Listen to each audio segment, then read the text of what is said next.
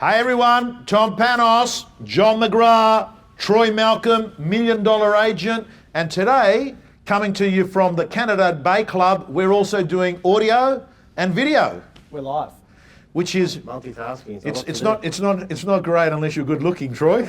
So it's a good day for you, Troy. You've got the haircut and the growth. I'm and the kind growth. of liking this. Yeah. Do you like what Tom's new look looks like?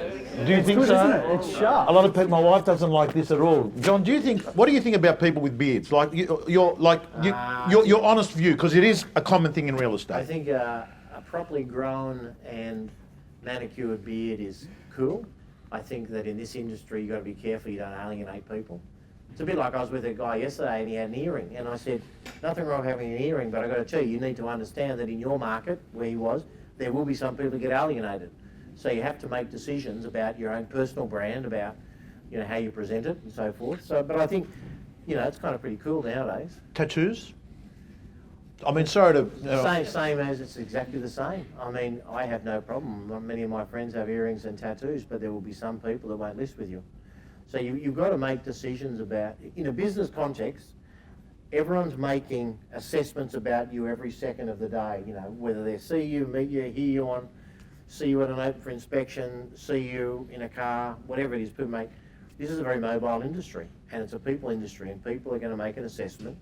So by the time you actually arrived at the listing and started touring the property, half of them made a decision whether you're a serious contender. Do you reckon that early in the process, people are sort of saying... 100%. Even before, we know that most vendors or potential clients are going to be looking at you 6 to 18 months before they meet you or introduce themselves or ask you to come out to the property and appraise their home.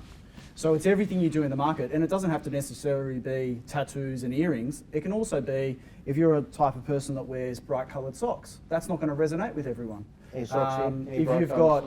If you're the type of, we see a lot of young agents, Tom, with the short trousers and they have a bit of their ankle shown. That may not resonate with the market you're operating. So we're very conscious of that, and the way you dress needs to actually fit the market. There's a balance though. You must be an individual. Correct. It's not about being a clone, but it's being aware that people are subconsciously and consciously looking at signals, and everything about you has a signal. So it's interesting. But the thing today, Tom, I was just telling the team, when you were coming here, that I was speaking to one of my top agents. He's got 15 auctions at the moment running. Top agent, one of the best in the country. Can I ask him what price bracket? 600 to $1 million. Okay, 15. Okay, auctions. yeah.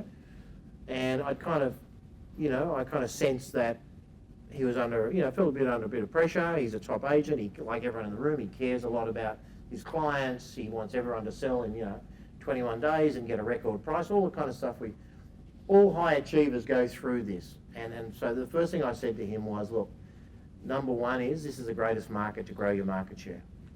Number two is the fact that you care and you're feeling a bit flat because you're not able to sell all your clients for the record price they hope for, just is a great reflection on who you are. But now you need to move forward and realise that you don't control every single thing. And that was kind of timely, because here you got a guy who's a multi-million-dollar, certainly a couple of $1 million agent, and is feeling really flat about the market. So I thought today, even though we've chatted a little bit before, and I suspect that Gavin and Tony might have spoken today, I thought I'd just run through to start, and then we'll do Q&A and whatever input you and Troy have got. So I just sent this very simple email yesterday to my team. So the first, and I'll just paraphrase it, I won't read it into it. First thing I said was, you've got to move very fast. When a market changes, and you've got to think about your own market, but when a market changes, what I've learned, because I've been through 5 of these, what I learned is a lot of people take too long to cut and make the changes. So what can that mean? If you're a principal, you might have to cut down some of your overheads. Don't wait for 6, 12 months down the track, do it today. If you're an agent, you might hope that the market gets better and kind of wait for a while and sit on your hands, and all of a sudden your listings are almost ready to expire, and they've been 60 days on market and so on and so forth. So I said, get in front of your clients face to face, very fast. I cannot overestimate that. Speed is very, very important, because here's the problem, and I use this example in the email.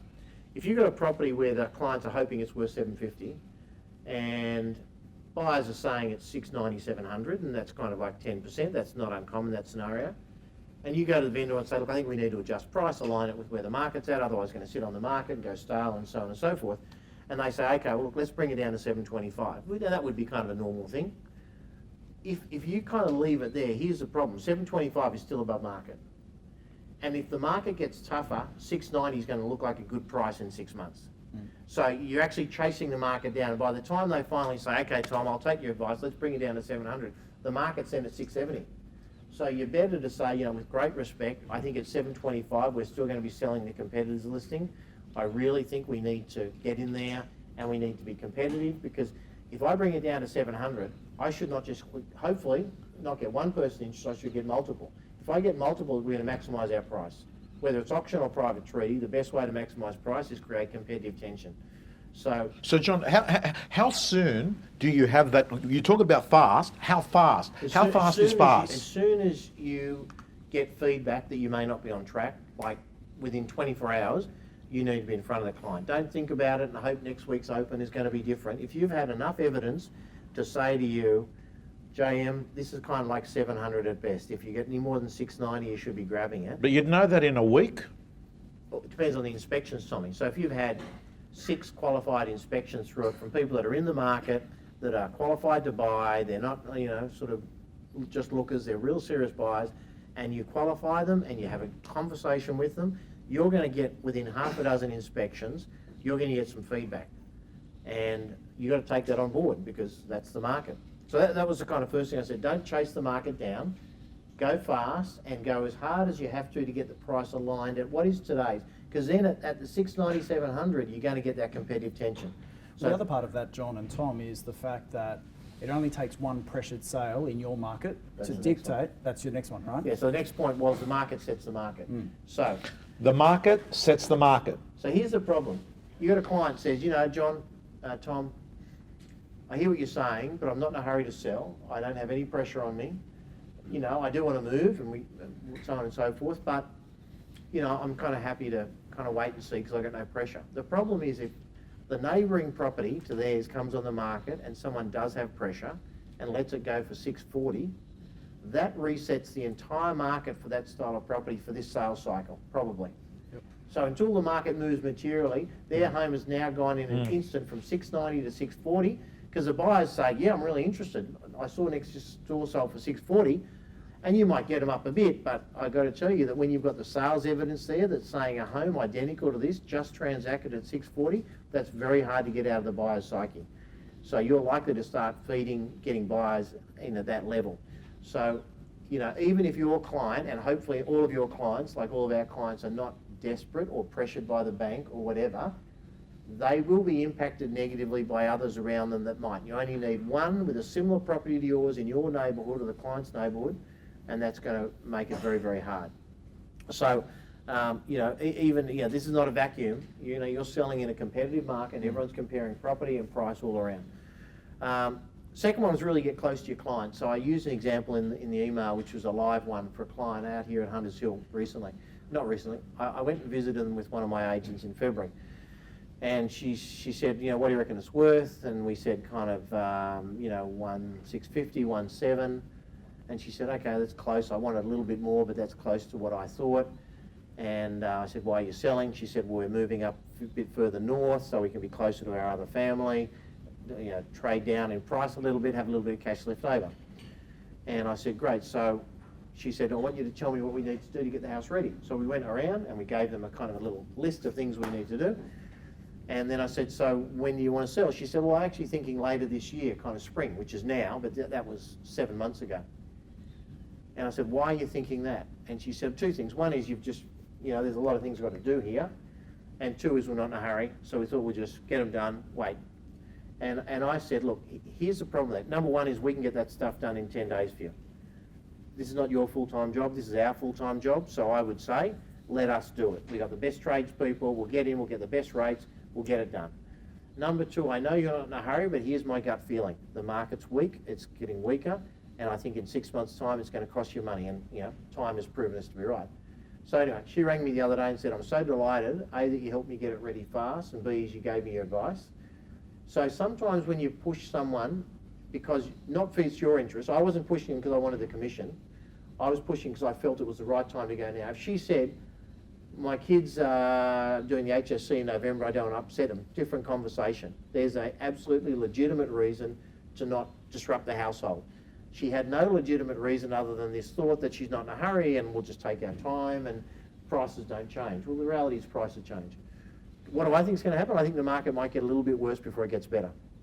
I reckon it's not going to get it's not going to get 20, 30, 40% worse. I reckon it could get 5 to 10% worse. There's all different markets represented in the room, but I think if you had to throw a blanket number, Tommy, out there, I reckon there's another potentially 5 to 10% drop that could come.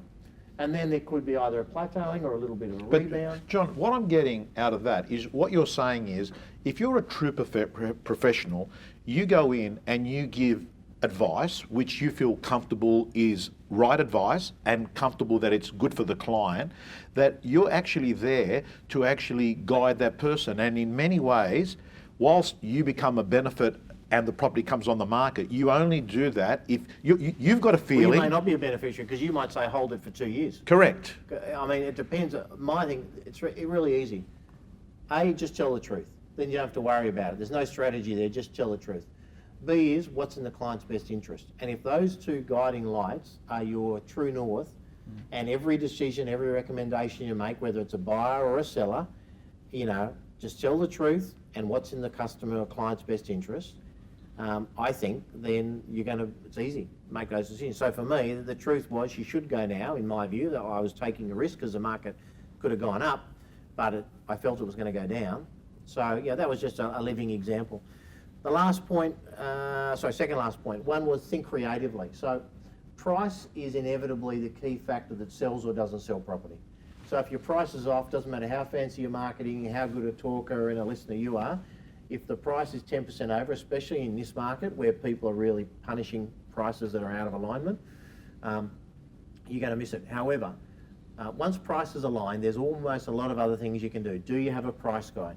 Do you have a pest and building report? Is it at the top of REA and or domain? Even this morning, Gavin Rubenstein, who had been a strong person of not quoting price guides, has said he's accepted that having a price guide and an accurate price guide is affecting inspections on his property. Well, I just think 100 buyers will tell you they'd rather price guides. Right now, you've got to be competitive. And if there's 8 listings on REA, or domain, and 7 of them have got prices and yours has got price on request, guess which one they're likely to ignore? Probably yours, because everyone's busy, everyone's flat out. People hate ringing agents until they're ready to ring agents. People hate leaving messages and playing phone tag. So my view is you've got to have price guides, social media boost, digital. Is it at the top of the ranking, not the bottom, not on page 2? You lose half your buyers on page 2. Go to the client and say, hey, I really think we need to reinvest to get back up the top of page 1 on domain or REA. I want to put some social media boosts. I think we need a price guide. Price on request is not. Open it for inspection Saturday. Are you opening every property you've got? Every property you've got should be open on Saturday. If you can't do it, find a colleague that can do it. So John, you're saying, in addition to price, there's a whole list of things that you're absolutely adamant agents have not exhausted. Every instance. Whenever anyone tells me they've done everything they can to sell the property, I always say, have you done this, and this? Half of them they haven't done. Have you been editorial? Has everyone in your office been to see the property? Is it open this Saturday? You know, you are, if you think about it, and we should develop a list actually, and we can put it on your website. And so if maybe Susan can listen to this. So you've got to be able. What Johnny's saying is you've got to be able to basically, and I think Gav used the term, close every door. You've got to be able to say to the vendor, there's nothing else that could have been done. So the real question is, have you done that to your current listing? And it might not just be a marketing thing. It could actually be such a thing as moving furniture around. Styling. Well, it's the old list to launch strategy. What are you going to do that's different to everyone else in your market that's going to take it through the campaign of success? So for the past 18 months and 24 months, some agents in some pockets have been complacent in certain areas because they haven't needed to go through that process. But now you need to have a reason to stand out with your market. Yeah. So if it is styling, I'm going to have my stylist come through as soon as we sign the agency agreement. Within 24 hours, they're going to be here, they're going to be giving recommendations. On the back of that, we're going to do a social media boost. We're going to have a video for every single property. So what are the key 8 or 10 elements that you're doing across the board for every single property that goes to market? Because that's going to make you stand out. Have you alerted every other agent in your community that doesn't work for you?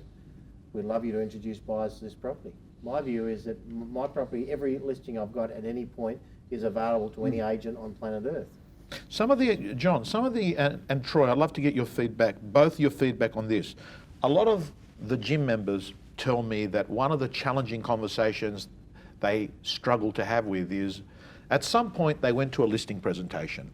At some point there was a feeling that 800 may have been a possibility. By the time the property comes on the market, sometimes the initial appraisal was a few months ago. By the time the property comes on the market, and then all of a sudden the feedback is at, say, 730, 740, there's this feeling that people find it difficult to get eyeball to eyeball, to have this. Is there a way that you feel that this message can be communicated where at the same time you have your integrity intact, but you should have your integrity intact if you did a listing presentation that wasn't based on price? You've got to set it up in every price conversation. So one of the most important skills of being an agent is managing people's expectations without feeling negative. So if I say to you, look, the market's really tightened up since we last spoke, you've got to be careful, we're not going to get the sort of money, I'm having a different conversation. So I'm saying, Tom, so just, let me just come back and do a new appraisal because, the market's shifted and everyone's reading the media, and my view is it's not as negative anywhere as the media is saying. In fact, I sold 3 properties last week, but, we need to do a new assessment. So you've got to go back in. So if you have an old appraisal and it's come on and the market's shifted, you've got to have that conversation. And it doesn't have to be negative. My job is to get the highest possible price for your property. I have a toolkit, and I have a number of strategies, and I believe I have the skills to maximise your price. Zero doubt. However, at the end of the day, the market will set the market, and we need to be mindful. So here's what's going to happen. I understand you'd love to get as close to that old 800 figure as you can. My goal is to get you as close as possible. Reality is, market's shifted, and some people are saying 5, some people are saying 10% in the last quarter or the last 6 months. So we need to be mindful of that. Here's what I'm going to do. Let me bring some of my best buyers through it over the next few days, and I'm going to have an in-depth conversation, Tom, with each and every one of them. During that, or in fact after every one of those discussions, and certainly at the end, I'm going to come and sit down with you and we're going to assess where the market's at. At that point, you'll need to make a decision. Do you want to move, do you want to sell it at that figure? Do you want to move forward in the market at that level, or do you want to wait for a couple of years? Could be 2 or 3 years before we see an uplift of the 5 or 10% you've lost.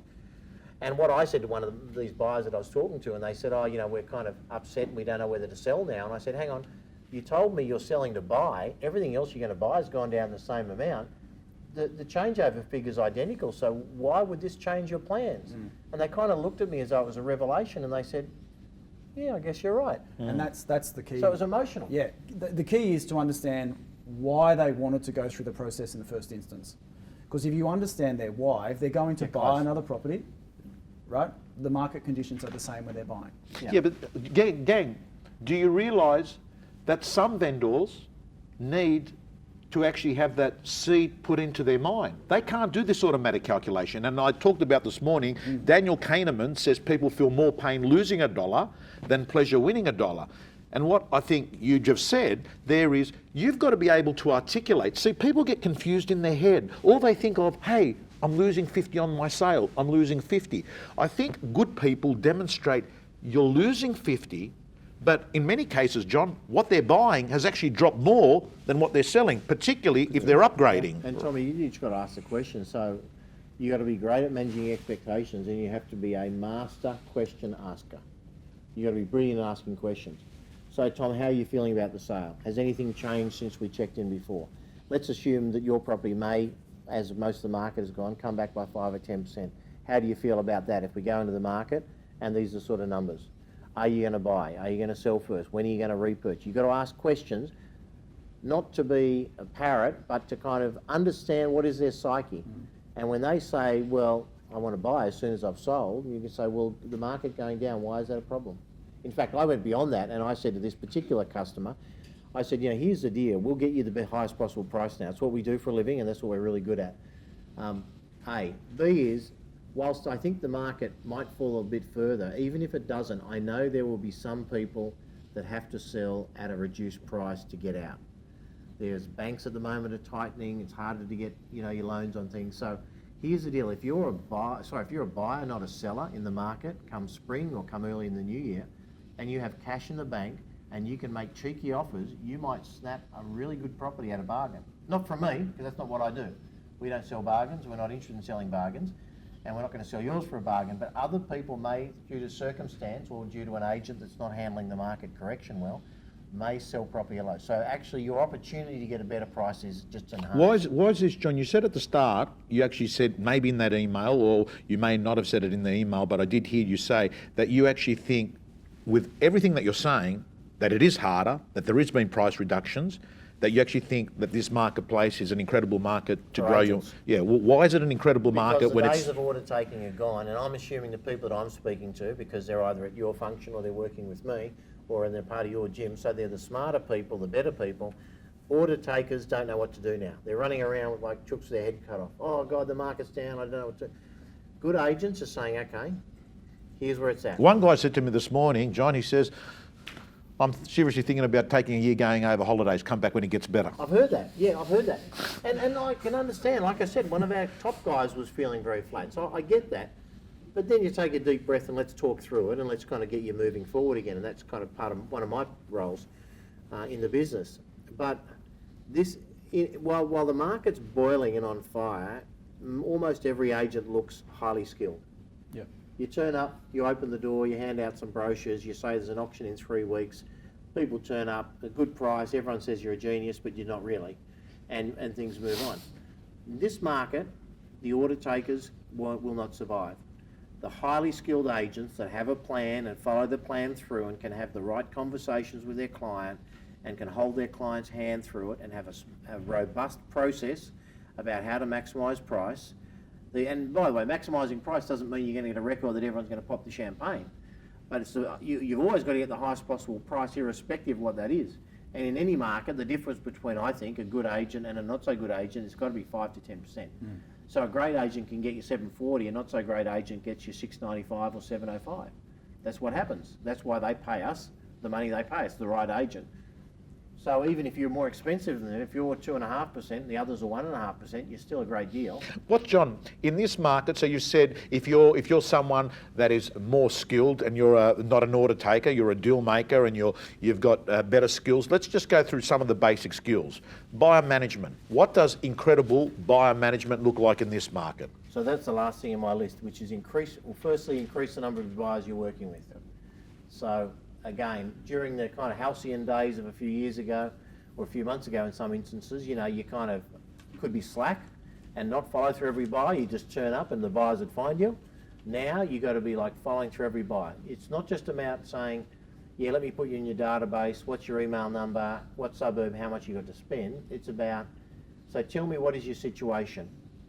Have you bought, have you sold yet? What is your time frame? What other properties have you looked at and what offers have you made on them? What do you must have versus what do you like to have? So you're actually drilling into a much better quality of question. In the old days it was, how much you got, $1 million? Yeah, Concord? No, you can't afford here, you got to be 1.5. Okay, you're 1.5? Yeah, well I'll let you know when something comes in. Average agent, what are you looking for? Top agent, what are your must-haves? What are your like-haves? Yeah. Making it easy for people to work out what are the things they won't compromise on. The other one, John and Tom, is not only increasing the activity with buyers and working with more buyers, it's increasing the communication with those buyers as well. Yeah. So where you used to do a callback on a Monday morning, and we've seen that transition to a Saturday afternoon with most markets because you want to be top of mind to them. It's actually not just one call. It's speaking to them multiple times a week. How is everything progressing, right? We've seen some of the lending criteria, they've been extended 2 to 3 weeks. So how close are you to your clients that you know their process? So Troy, let's talk about, and this is a major issue, from the offer and acceptance to an unconditional sale. And for those that are sitting in this room, that means a 66W. For the rest of the audience that's watching it in other states, it's just an unconditional contract. Can I ask you, that period now has become a very turbulent period because family, friends and experts offer opinions between offer and acceptance and unconditional. The media just write stuff every day, Channel 9, there's media, negative media all the time. So you've got to really like close that gap. Not to tie some into. My view is this: if you're buying a property now, the time's fine because you're not going to sell for 10 or 20 years. Yep. You're never going to pick the top of the market. You're never going to pick the bottom of the market. Right now, you know you're benefiting that market's come back by 10, 12% maybe. Should you try and wait and try and see if I can snag that last 4% if the market comes down? JM, if you're right and the market, shouldn't I wait? No, the answer is you're buying a home for your family for the next 20 years. Buy it. And that's the way I treat real buyers. If I'm sitting there, I'm saying, hey Tom, if you don't want to buy now, we should just step out of the market. It's not a problem. If you want to buy, this is a great home. You care, but not that much. And they're, oh, well, you know, maybe I'm going to wait. Good, no problem. Let me know. Just call me when you're ready and we'll find you something.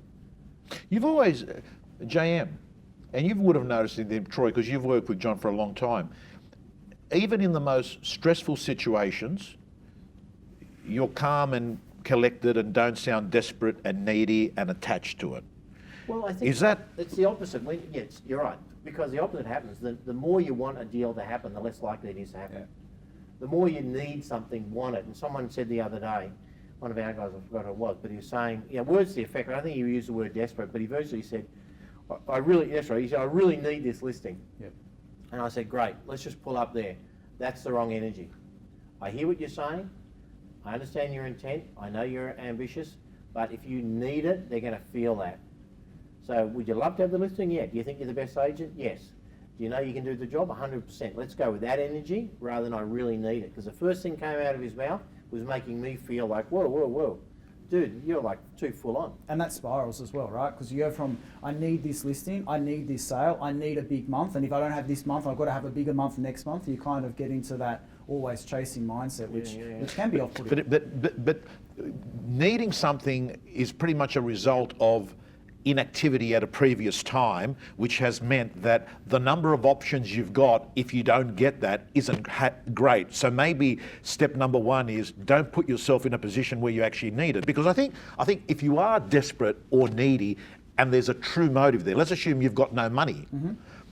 It is hard to fake not caring when you actually do care. Yeah, no, you're right. So if your activity is low and you are desperate, it means because, 120 days ago you weren't prospecting, but anyway, it is what it is. But you have to cut that umbilical cord of desperation, and you need to walk into every listing with an attitude of confidence and desire and optimism, but not desperation and neediness. So, I think work with more buyers, as Troy said, increase your communication with them. So if you've got an auction coming up, you can't just say, see you at the auction. You've got to say, look, I'd love to pop by your home, or why don't you stop by the office? I want to run through the scenario, what's likely to happen at the auction on Saturday. I'd love to get you pre-registered so there's no pressure involved there. I talk through the auction process. You mentioned to me you hadn't bid before, so let me just make sure that you're comfortable with what's going to happen.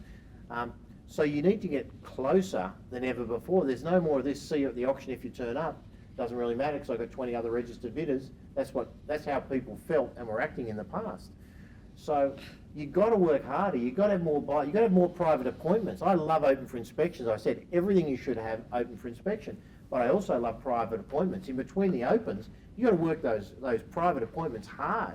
So when you're in your Monday callbacks or your Saturday night callbacks and you're qualifying people, say, hey, can you give me an hour and a half? I've got 3 off-market properties that are not being advertised. They're probably going to go to sale in the new year, but I'd love to get you through. And you've got to get the activity. Because you've got the activity there and you've got the right listings and you've got the right skills, you're going to extract great sales in this marketplace. To a point, the top performers, sorry Tom, the top performers now that I see when auctioning, they're actually going to the detail of being the person that's registering people on the spot, right? So the senior agent, remember 18 months ago, you used to just say to someone, oh, can you do the registrations? I'm going to be talking to the vendor and I'm going to be talking to those buyers that are interested. The senior agents now are actually saying, no, that's a really important process. I'm going to register them because I want to have that conversation with them as the final thing before the auction starts. That's such an easy process to do, but for a long period of time, we've got to that point of, oh yeah, no, that's just a process we need to look at.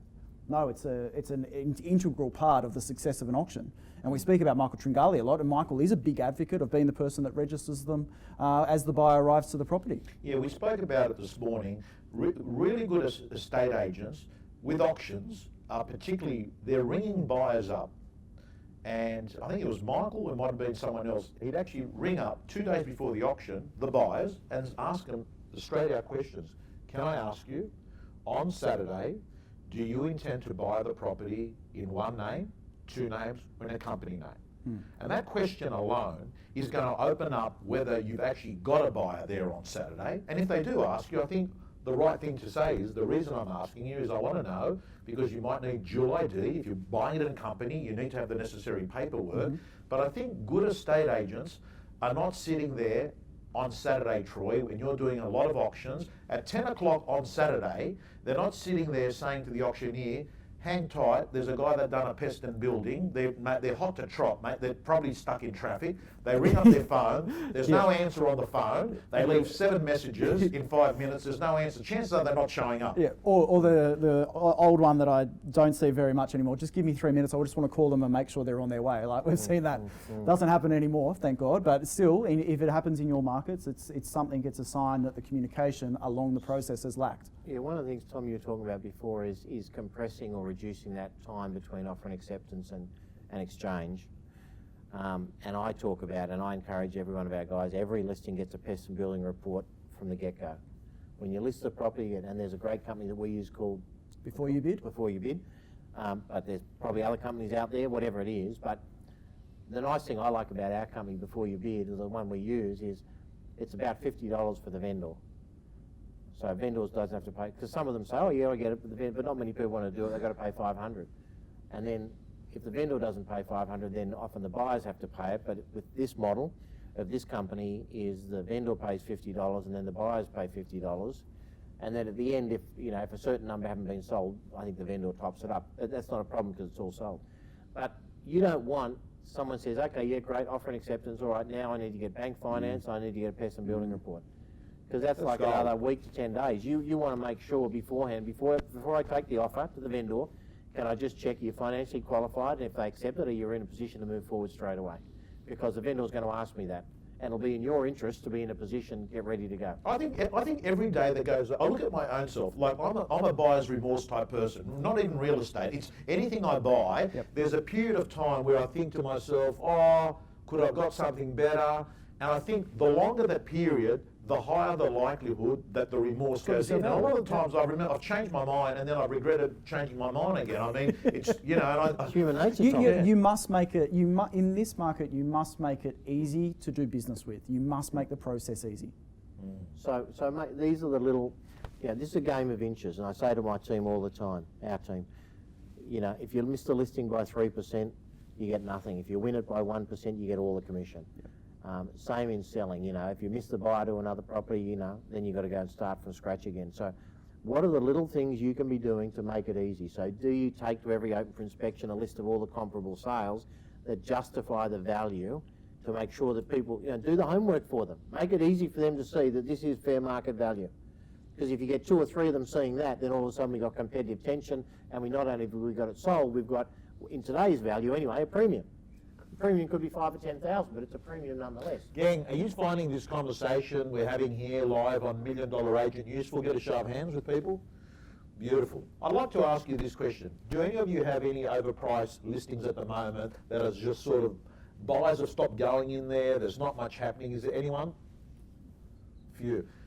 So that, by the way, that formula, get in front of your client, listen to them, get closer than ever, talk them through the scenarios. So, because the reality is the market is where it is now. Not your fault, not their fault, reality check, right? Yep. Some people, a lot of agents feel either guilty or uncomfortable. You shouldn't feel guilty or uncomfortable. You are the expert. You need to go to them and say, here's the state of the market. Here's what the market's saying about your home. You've come to me because you want to sell your property. Here's what has to happen for you to sell your property in this market. If you don't want to do that, the market will be at a different point in 3 to 5 years' time. And I have no problem because I'll be here in 3 to 5. If you want to wait until there's an uptick in the values, that's fine. If you want to sell today, you need to be looking at this. Why do people feel guilty having that conversation when in fact they're telling people the truth? What's the reason? I think number one is some painted themselves in a corner when they listed it and they didn't manage expectation, and they said, yeah, no problem, 750, yeah, it's easy. And then the market shifted, they went back to list it 3 months later and they didn't talk about the market had changed, so they put 750 on the agency because they were too afraid to have that conversation because they thought if I have that conversation, I may not list the property. So I mean, John, you have to be, out of all the videos I've ever done in the real estate gym, your video on the way to discuss price and actually not put yourself in a corner, give people some hope, but at the same time set it up that that is actually a dream figure, is being done better than anyone else. Like, I know from the amount of views, and I know we've gone it over again, but John, in a, maybe over a couple of minutes, can you explain, when you're talking about price to a vendor at a listing presentation,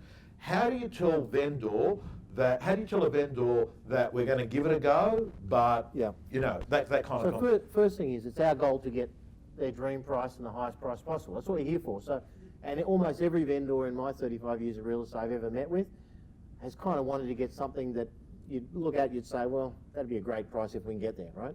So don't be surprised when someone's looking for a little bit above market. So I look at it and I say, Tom, look, you've said you'd love to get 750. It's my job to get you as much as possible, so I'm going to try for the highest possible price. However, I also need to let you know, as the market comes through and gives me feedback, it's my view as a professional agent, I need to give you that feedback unfiltered so you can actually make the best decision with the best data available. So what I'm going to do is this, Tom, first 5 days, I'm going to bring some buyers through. They've got a 750 to 800 budget. I want to make sure we don't undersell this property by a cent. So I'm going to bring those buyers through it. As I get feedback, we'll have that conversation. Once we then launch to the whole market, either a couple of things will happen. In 7 days, I'll have sold it, and you'll be telling everyone they've got to use me, and we'll be popping champagne. A. B is we'll get feedback that's suggesting to us that perhaps we're overshooting the mark and we need to reassess our pricing. So that's the process I'm going to take you on. So I don't say to them, you'll never get that price. That's gold. Because I don't know if you're ever going to get that price. I need to get buyers through it. Now, if they're at 900 and 750, it's a different conversation. But I'm assuming that most of your clients are wanting a little bit more than the market might be likely to bear, but who knows? So I think it's that fine line of you've got to be realistic, you've got to be honest, but you also can't take away the prospect and the hope and the desire of a vendor to try and get that little bit more, because that would change my life. For some people, it's a life changer. We get... And it does happen, doesn't it? You get 750 versus 700 and someone's retiring and they got a pension, they got 200 in superannuation, and you put another 50 tax-free that they weren't going to get in there. That's a life changer for some people, right? Maybe not everyone in this industry, because this is an industry where you can do very, very nicely, especially if you go to Tom's gym and you're kind of doing all the training that you guys are doing. But for a lot of people, 50,000 tax-free or without having to be taxed is a life changer. So John, you're increasingly encouraging, and by the way, the one thing I like about John and Troy is this: they're sharing with you today, openly, what he's sent out an email to the McGrath group, and he's sharing that. And I've got to tell you, I like that, because for someone that interviews agents every week, I have a lot of real estate agents that say to me, Tom, I'm going to cover this, but I don't want to cover this because, I've got 3 of my competitors that are watching it. You have always felt comfortable. When it comes to, Tommy, your life philosophy, I think in abundance terms. I don't think anyone has to do badly for me to do well. That's why. Can anyone get a conjunction? Any one of my listings ever for the rest of my life? Anyone's got a conjunction 5 minutes before the auction? Bring them along. No problem. I find that mindset brings a lot of good things into your life. So it's called an abundance. The scarcity mentality is, well, hang on, if you do well, that means I won't do well, so I'm not going to share anything good with you. So what I think JM said there is that some people think the total score is 0. And the way it works is, if he's got +2, I'm -2, right? And what John is saying, no, they're not the rules of the game. The rules of the game is, it's not 2, it's a lot. So you don't have to feel like someone has to lose for you to win. 100%. And we should hear from you guys if you have some specific questions, because this is a live moment. Can we pick up some of these questions? Like, I'll repeat the question. I'll repeat the question. Yep. How can we sell the auction in this market to the vendor? How can you sell auction to vendors in this current marketplace? So my belief, firm belief, is auction in any market is generally the most efficient and effective way of selling property. Whether the market's up, down, whatever. When I say in most cases, I will occasionally see a situation where I think it's going to take longer than 4 weeks to build some demand for this property, and so I'll do it. So first of all, you've got to believe in it yourself. And I trust you kind of believe in it because you're obviously doing it. Two is you then have to have the dialogue, and for me it's, here's the beauty of selling property is, my philosophy around getting the best price is it always happens in the first 30 days. I can't remember the last time I saw a record price after 90 days. It doesn't happen very much. Maybe at the very top end, at the Ken Jacobs $100 million end, but generally for most of us, if it doesn't happen in 30 days, it's going to be a compromised price. If you believe that and transfer that belief to the vendor, you need to then equip yourself and the vendor with a strategy that maximises the chance that it will sell in the first 30 days. Not because they're desperate. I say to people, I understand you're not desperate. If it takes a bit longer, so be it. But I want to get you the best price. You're engaging me not to sell your property, but to get you the highest possible price. In order to get the highest possible price, I believe we need to sell in the first 30 days. Now, auction is the most efficient method. So a couple of things. One is data. I was speaking to the guy I was mentioning earlier, and he said that his auction average days on market is 27, and the general market for private treaty is 60. So that's a great statistic, by the way, 27 versus 60. So that's saying, well, most of his auctions are selling in that first month and therefore getting a best price. So what he's saying is, don't just look at a clearance rate as a key performance indicator, look at number of days on market on an auction listing versus a private treaty listing. Yeah, I mean, you might say, okay, well, statistics at the moment are saying Sydney is 50% clearance rate. But then if you added on sales in the next 14, 21 days, that might go to 75%, because a lot of properties are sold soon after auction. So you might say, okay, well, 75% of properties are sold in the first 6 weeks. You look at private treaty, it might be 6 months. So you have to know the facts as an agent. You need to know the facts that can help reinforce your argument. So for the auction system, A is you've got to have the belief. B is you've got to have the ability to articulate why you believe that. And we'll talk about that in a second. C is it's good to have some good data points to make people, because, when you say yes, but, there's another. Now, by the way, my clearance rate is more important than the industry if I'm talking to you. Because if my clearance rate's 72% and another 12% in the next 2 weeks, so I'm up to 84%. That's the only clearance rate that should be of interest to you right here and now, because we're talking about selling your property through me in this market. So don't worry about generic clearance rates, because they can often be misleading. Go. My clearance rate, not the one in the Sunday papers, that is the average of all of Australia, average of all suburbs, average of all skilled agents, average of everything. Yeah. So then, again, I think the reason auction doesn't sell, or a clearance rates, is people, they haven't mastered the art of auction. It's again, comes back to the pricing of the property. Auction doesn't just fix everything. It's a really efficient, effective, successful way of selling. But if you go out at the wrong price, you can have the best property in the world, it's not going to sell. The second bit, of course, is, you've got that concentrated marketing that really focuses the buyers. So right now, there's kind of quite a few listings starting to hit the market, and things that didn't sell last month are adding to things that are coming on this month. So the ones that are going to get the most attention are those that are going to sell in the next 13, 21, 28 days, when there's a deadline. So I want to get the buyers focused on it, and I'm still a believer that competitive tension maximises price. It's not the same price as we would have got a year ago, but it's still going to be maximising price. So, you've got to have those beliefs and those strategies in place. And I think, now, as I said, that's a 9 out of 10 strategy. 1 out of 10, I'll take private treaty. The other one I'd add in there, John and Tom, is looking at case studies. So what else has been selling in the area? How many bidders were at those auctions? What was the starting bid? What was the closing bid? Did it pass in? Was it a vendor bid? Do we negotiate after? All that data should be pretty easy to get. If you know what you're looking for, you can really find that data. And then you can start to have a better conversation, because you can talk about individual sales when you're selling the process of the auction. I'd love to, can I ask, guys, how are we going with time? What's the time? I know we've kept you here. Another question? What's that?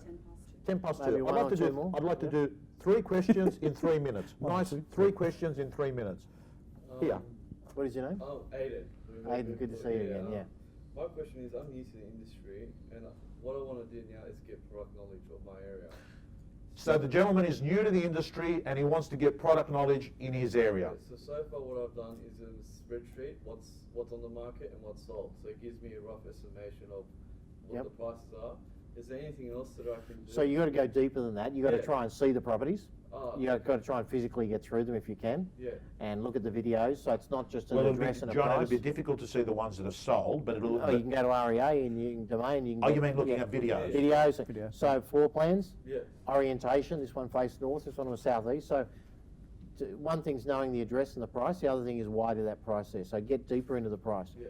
Second thing is look at things like architectural style. Look at things like the community, what's happening in the area. Look at things like the history of the area. Read up books on the area. Yeah, yeah. You need to be the person when someone says, tell me about Haberfield. You need to be the person that there is no one on this planet that can tell you more about Haberfield than you. Yeah. Or what's for sale, or what's recently sold, or what are the three most prolific architectural styles, and when were they built, you know. So there was Federation, they were in the early 1900s, and there was post-war from 60 to 70, and you need to know all that stuff about your marketplace. So it's not just the sales, that's kind of a very important, arguably the most important, but it's everything else about your community, and also not just the history. Who are the movers and shakers, and who are the key people? If there were some high profile, who are the 5 highest profile people that live in your community? It's kind of interesting for people to know that. And the other thing, Aidan, I would say, and I'd like to get your feedback on it as well, is some real estate agents, even 10, 15 years into their career, struggle with basic simplistic terms on a contract. Like I've seen it before where a client asks an agent at an open house, can you tell me a little bit about this easement? And they seem to be a little bit Great point. rattled. Covenant, right? Simple terms that, and they've always thought, oh, it's not really my job, that lawyer does that sort of I'll stuff. guarantee you that 9 out of 10 real estate agents in Australia have never read a contract. And by the way, it's dry, it's laborious, and a lot of you are smiling because you haven't read them either, you buggers.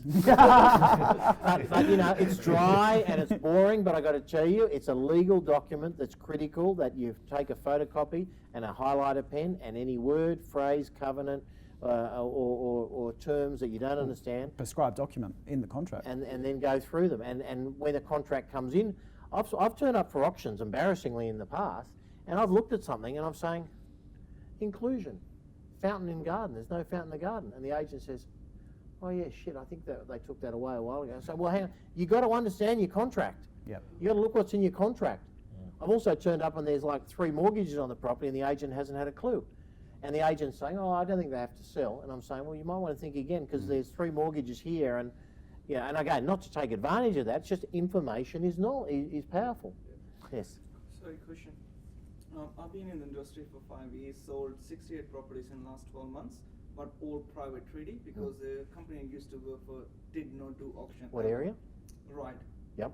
And never did an auction, and I wrote $1.4 million, all private treaty, and now I've started on my own. I would love to do auction. What's the best way to learn the art, you can master and nail it, especially in this market? So you've done 68 transactions in the last 12 months Yep. as private treaty. All private treaty. And the question that you're asking is, for someone that wants to learn the art of listing and selling real estate through an auction method, Auction. what is the first starting point? Process of the auction, I would say mainly, and listing is Look, obviously part. it does get harder when you go out on your own and you're kind of no longer in that group and you're trying to service your 68 listings or your 10 listings a month. So I think there's some great training. I don't know if Tom's got any, but I know if you Google auction training Sydney, Australia, you'll find some good stuff there. I would start there, and there's also just some good material in terms of YouTube and some stuff, which some will be free, some you have to pay for. I'd just go to as many as you can. Okay. And then the best stuff is going to come when you actually have a basic knowledge, and then you sit down and have a coffee. Take someone to lunch. If you let Tom know or let me know, I'll hook you up with a couple of our guys. They'll just take you to lunch, and over a sandwich you can then ask them some more questions, because the juiciest, best information is going to come from someone who's an expert, but you kind of have to get a basic foundation before you go there. Yeah. So I'd go to a couple of basic auction training schools and courses, Okay.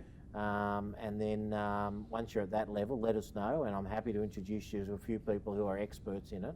Do you want to Now, be an Bob, auctioneer as No, well? I would like to do Sell auction. auctions for the property, sell at auction. He's been selling because private it's a treaty. lot better. Okay. It's more organized, but I've never done it in the Okay, last some 5 years. of the good videos, 1.4 million, well done without auction. that's Yeah, outstanding. very good. Some of the good videos to watch that are in the gym that have got the auction method discussed Yeah. is the Adrian Bow, Adrian Boss. who's actually McGrath, Matt Steinway.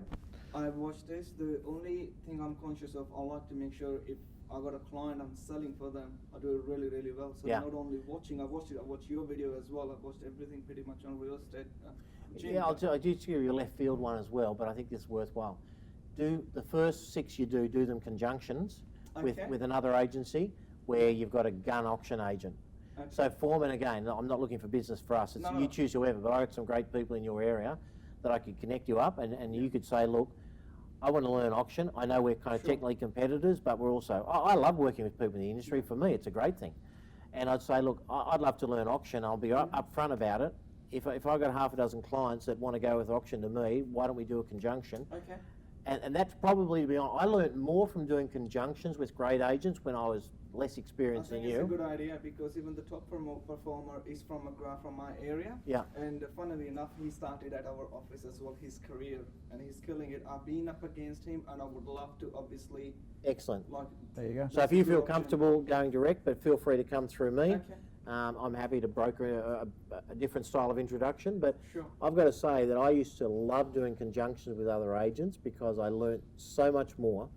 And some people say, oh, don't you want to get all the commission yourself? I said, not necessarily. I said, whatever works for the vendor, if someone else can add value, and certainly if you're in the formative stage of your career or your auction career anyway, you're going to pick up gold. Yeah. And you don't want to have your clients as a guinea pig, right?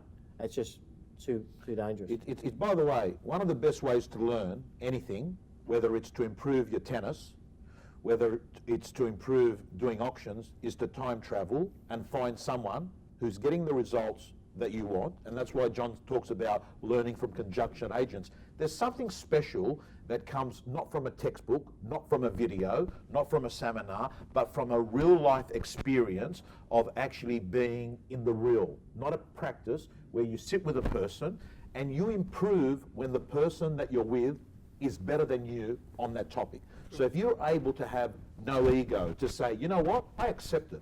This person's better than me, and I can actually learn to do a better open house. I Is it can learn to Michael do a or listing. Stefan that you're upping? Stefan Bertram. He's a gun. He's a gun. I have to tell you, John, Stefan Bertram's video that we did in the real estate gym 3 weeks ago, outstanding. This guy opens up his iPad, goes to iBooks, pulls all these case studies out Unbelievable. and shows the brochure, the agency agreement, the buyers. People love a story, and he tells 30 Both stories. he and Michael Dowling are two of the most Yeah. organised agents. Unbelievably. Both of them, they're very different. They're chalk and cheese, as you know.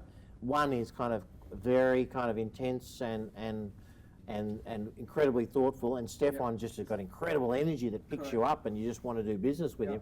So it just shows it doesn't matter what your style is; all different styles work, and you can't get two more different styles, as you would know, than Michael Dowling and Stefan, and yet they both work in the same office in the same market, and they're both multi-million-dollar riders with different styles. There's another question. Yes. Yeah. I've just got a question because you mentioned about auction is a really good method to. Yeah. Auction's a good method, and what's the question? And then the question is that because now a lot of the owners got a high expectation, do you think it's still good? Method? Yeah, because Is auction still a good method in light of the fact that owners have got a high expectations? as long as there's genuine motivation, because almost, as I said before, almost every owner is going to have a high-ish expectation.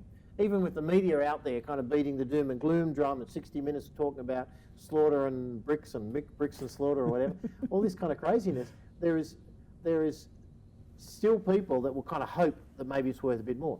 So whether it's private treaty or auction, you need to have your vendors, you need to make sure they're genuinely motivated. Because if someone comes to you and says, look, I'm actually not that interested in selling, I'd rather stay here for the next 10 years, but if you find a buyer at a crazy price, call it $1 million, I know it's only probably worth 800.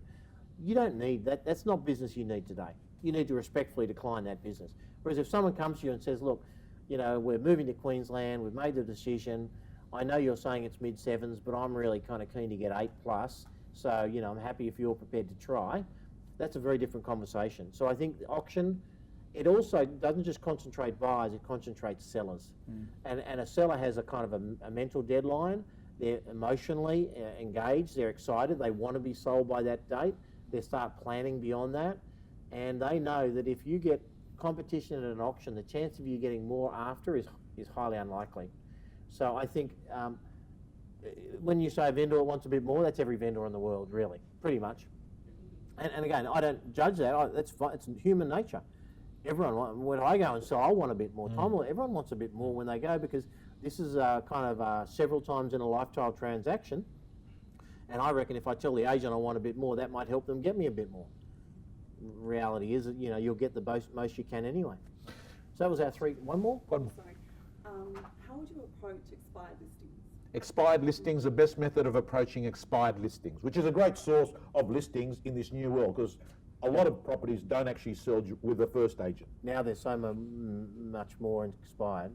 So if you haven't been in, so sometimes an expired listing is one you lost or you missed to someone, slightly different, you know, so hopefully you've stayed in touch and you're kind of, not to undermine the current agent, because you need to totally respect the relationship, but they might be looking to buy in your area. So you're just staying in touch. How's the sale going? Have you looked at anything? I've got a couple you should come and look at next weekend. If you haven't, I just find that, again, simple, clean and honest. You know, I've noticed that your home didn't look like it sold at auction. I saw the board disappear, but it didn't seem to have a sold sign. Could I just check if you'd sold? And if you haven't, would you still be prepared to sell if you got your price? Simple dialogue. Now, I don't know what your price is yet, but I expect that the offers you've got, if you got any, were well below your price and you're a bit disenchanted. I'm kind of making that assumption. But I also know that whatever your price is, if I can get access to it and bring some buyers through it, who knows? I've sold many an expired listing for far more than someone else was able to get.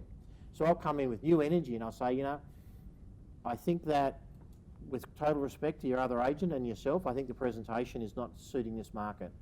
You know, you've got it decked out as a 4-bedroom and that one's empty and that one's this.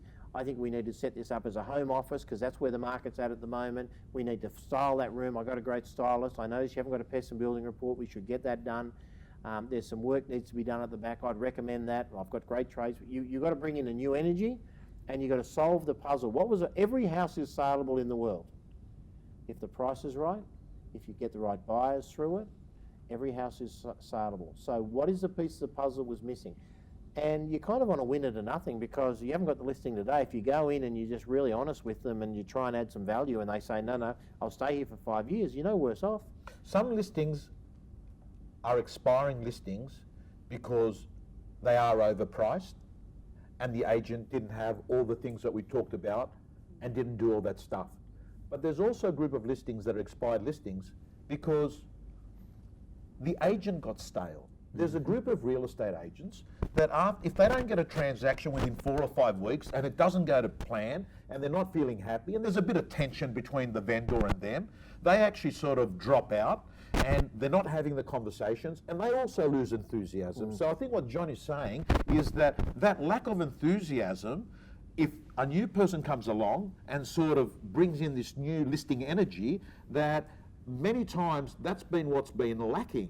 I think the issue is anyone at day 60, and CoreLogic makes it so easy now, because on CoreLogic there is one tab that says everything here has had 60 days activity on the market. So you pretty much know, and some of these, by the way, are your own listings. So before you go off worrying about expireds of other agents, understand you better be looking at your own house in the background, right? Well, we did an episode a couple of weeks ago on Is My Campaign Expired, with a couple of really easy tips. I'd encourage you to go back and have another listen of that, because that was really good takeaways around, you know, how do we reevaluate with the vendors? How do we make sure their expectations have been met? Right? Because small little tweaks, increasing communication, getting back in front of them, repositioning the photography, re-looking at the styling, those types of things can make a big difference. So you guys have now been a part of the Guinness Book of Records, the longest ever $1 million podcast. We've been here for 1 hour and 10 minutes and you guys have been incredibly... There's one more question and then we'll end. Yes. I'm also very new to the industry. Welcome. I'm chasing the wrong listing. Expireds? Which, It really works. Are you saying expireds? Yeah. Yep. Yeah, so it really works for me. And so far I've got 4 listings within about 2 months. Good on you. Very well done. good. And 2 of them, the vendor understand because they paid marketing before with the previous agent. But they also understand with the market right now, perhaps the previous agent didn't quite get the group of the buyer that the vendor are after, or Yeah. the current market at the moment in the area, so they don't want to spend that. But I've got another 2 vendors that's quite reluctant because currently the market is unstable, and then they also spend. So they've invested before. Already, so they said, okay, I will pay you your marketing Yeah. after you exchange. Because I'm Okay, so to answer it, because I know a lot of people listening to this podcast, which is going live today, the short version of that is you've had success chasing expires and withdrawals. There's a small group of those that have already spent money in marketing, and what they're saying is, I don't want to spend marketing again, and some are saying you can get your marketing once it sells. How do you get marketing of people that have already spent marketing? And I know you've done that, John, many times in your own real estate career. That was a conversation you had to have. All the time, and I understand why some. Sorry, just to That's right. They don't mind to pay marketing again, but they want to pay At settlement. after I At understand. settlement. No, I understand. Yep. So we've never done that. We think that's a very dangerous practice that sends a lot of agents out of business. So my first business advice to you would be very careful about. Now, if you've got a deceased estate that's going to have 100 buyers on it and they're going to sell at any price, you might make a commercial decision to make an exception. But most of the time, 99 out of 100 listings, my person, and I know this is against a lot of agents, I'm going to invest my time. That's my investment, which is significant. If I don't get your price you're delighted with, I get nothing. But I don't want to get nothing and then spend $7,000 on marketing as well. So for me, that's just not a strategy that I would adopt. I also put a term in the contract. If the vendor withdrawn, they also have to pay for my marketing as well. Yeah, but you've got to get it from them. That's right. You know, this is a reality is I'm entitled to this money versus I've got to take this client to court. For $7,000, you can't get a solicitor to even see you for less than $7,000. So, you know, your problem. So I think quick summary is I personally recommend against it. I think you need to explain to the client that the investment of time is your investment, which is going to be significant, and that you're happy to invest that, knowing that if you don't get the price they're happy with, you get zero. It's not like a solicitor. We're charging you $500 an hour. We're getting nothing until we get your price. So if you're getting nothing for that and you're investing $5,000 in marketing, I've seen so many agents go broke. Individual agents, companies. So that's not an approach. Okay, on the longest podcast we've ever done, and the third podcast that we've had a crew from start to finish, I want to thank you so much. This is AFL Grand Final, pre-NRL Grand Final. I'm glad you brought it up, Tom. Right, we've got Collingwood versus West Coast, I believe. We've got Melbourne Storm versus the Roosters. We've got a bunch of real estate agents that left home this morning thinking they would have been at their office by around lunchtime. They're here. It's mid-afternoon. I've got a videographer that's got to be at my house in around half an hour. We're doing other videos we're doing a video on how to use LinkedIn effectively with Adam Franklin, who's an exceptional guy on LinkedIn. I want to thank you so much. You are our listeners. We have your attention every week. We're the only podcast that I know that gives companies like the pest and building people a plug and make no money. This is our business model. Promote everyone else. Right. I want to thank you so much. Have a great long weekend, everybody. Have a great long weekend. Thank you so much. Bye-bye.